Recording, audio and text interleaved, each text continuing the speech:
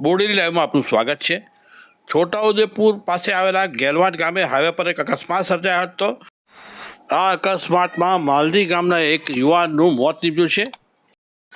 Bodeli Chhota Udepur road ઉપર ગેલવાડ પાસે સર્જાયેલા અકસ્માતમાં ટ્રક અને ટ્રેક્ટર વચ્ચે ધડાકાભેર જે અકસ્માત સર્જાયો એમાં ટ્રક ચાલકે ટ્રેક્ટરને ટક્કર મારી હતી। ટક્કર વાગવાથી ટ્રેક્ટર પરથી ફંગડાયેલો એક યુવાન છે અંકિતભાઈ રાઠવા તે નીચે પડી ગયો હતો અને અડફેટ એક વાહનમાં અડફેટમાં આવી ગયો હતો ટ્રેક્ટરના અને એનું મોત નીપજ્યું હતું। એક વ્યક્તિ એમાં ઘાયલ થયો છે।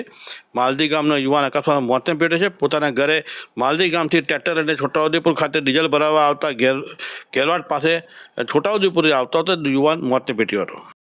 ટ્રેક્ટરમાં કુલ 2 વ્યક્તિ સવાર હતા, તેમાંથી એક વ્યક્તિ અંકિતભાઈ ઈશ્વરભાઈ રાઠવા માલદીના રહેવાસી તેઓનું મોત નીપજ્યું હતું। મોતને પગલે માલદી ગામમાં મોતનો માતમ છવાયો છે।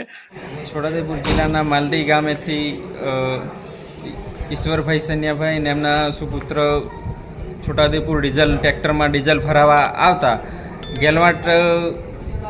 ગેલવાડ આશ્રમ શાળાની આસપાસ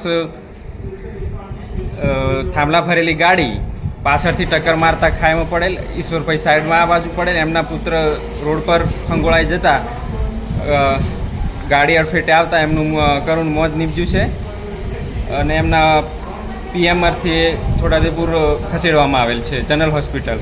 મારું નામ નિકેશભાઈ રાઠવા, માલદી।